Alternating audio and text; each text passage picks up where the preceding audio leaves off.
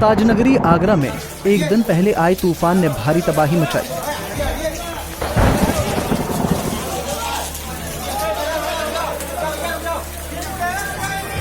करीब 1 घंटे तक आंधी, तूफान, ओले और बारिश ने जमकर कहर बरपाया।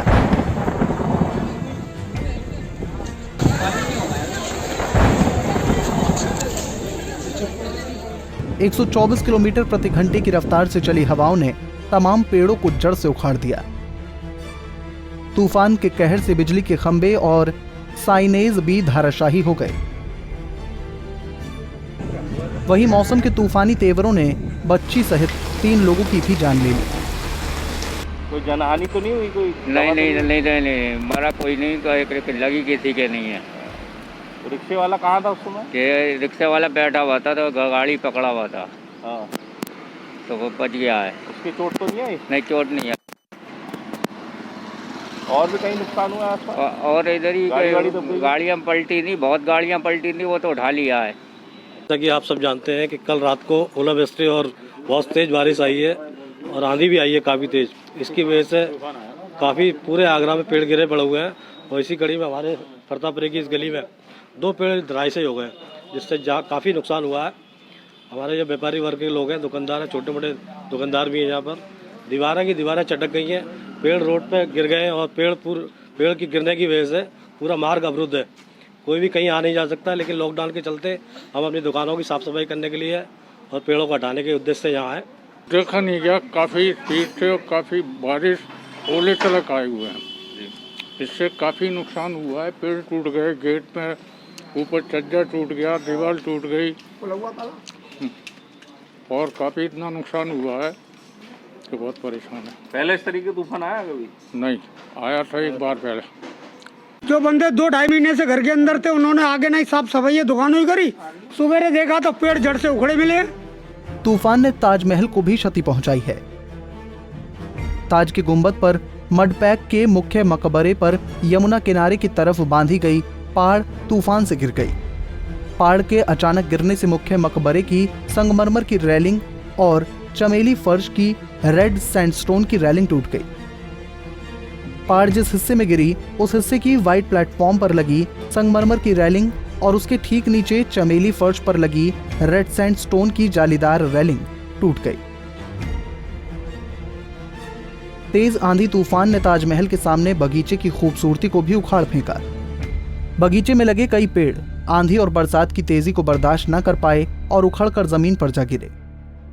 ताजमहल में नुकसान की बात यहीं तक नहीं थमी। पर्यटकों के लिए प्रवेश बरामदे में बनाई गई सीलिंग टूटकर बिखर गई। आया है, इतनी बड़ी आपदा आई है, तो ऐसा तो हो ही नहीं सकता कि स्मारक जैसी जगह पर कोई नुकसान ना हो। ताजमहल पे पहले पिछले साल भी उतारा है, उससे पहले भी हुआ है, तो ये नुकसानात तो होते हैं। जैसे सफ़ेद कलर की जाली जो संगमरमर के पत्थर की थी, वो टूट गई हैं 2 जालियाँ, और लाल कलर का जो रेड साइड स्टोन है उसकी जाली वो टूट गई है फुटपाथ की। ये अंदर की बात है। बाहर फतेहपुरी मस्जिद के ऊपर के दोनों डोम के कलश टूट गए हैं। इसके लिए कहा गया है इनसे, देखो ये क्या करते हैं। असल में अगर ये चाहते तो लॉकडाउन के दौरान कुछ भी काम कर सकते थे, सफाई व्यवस्था का या इसका, तो कम से कम ये सारी चीज़ें पैदा नहीं होती। ये आपदा आती, बड़े आराम से निकल जाती और कहीं कोई क्षति नहीं होती। इस क्षति के पीछे कहीं ना कहीं ASI का भी हाथ है। तो स्टाइल गेट वगैरह में इंसानों के साथ साथ ये तूफान पक्षियों पर भी कहर बरपा गया। जोरदार बारिश और ओलों के गिरने से सैकड़ों पक्षियों की मौत हुई, वहीं कई पक्षी घायल भी हो गए। आगरा रेल मंडल कार्यालय के परिसर में सैकड़ों पक्षी मृत पाए गए। स्थानीय लोग घायल पक्षियों का उपचार करने में जुटे हैं। अरे यहाँ ये अपने DRM ऑफिस के अंदर जो है, हम अभी आके देखा तो हमने बहुत सारे काफ़ी तोते यहाँ पे काफ़ी मरे हुए हैं। यहाँ काफ़ी सारे तोते मरे हुए हैं, कबूतर मरे हुए हैं, और यहाँ अभी आके हमने देखा तो पूरा का पूरा कबूतरों से पटा पड़ा हुआ है। पूरा जो कबूतर से घुसते ही गेट पे आप देखेंगे, घुसते ही गेट पे कोने पे कबूतर मरे पड़े हुए हैं, इधर तोते मरे हुए हैं, बहुत संख्या में, लॉट ऑफ। इतनी संख्या हम गिन सकते हैं। बहुत से घायल जितने भी घूम रहे हैं वो पिलरों पे पड़े हुए हैं, कोई दुबके हुए पड़े हुए हैं, बरसात पड़ रही है, उनको कोई देखने वाला कोई नहीं है।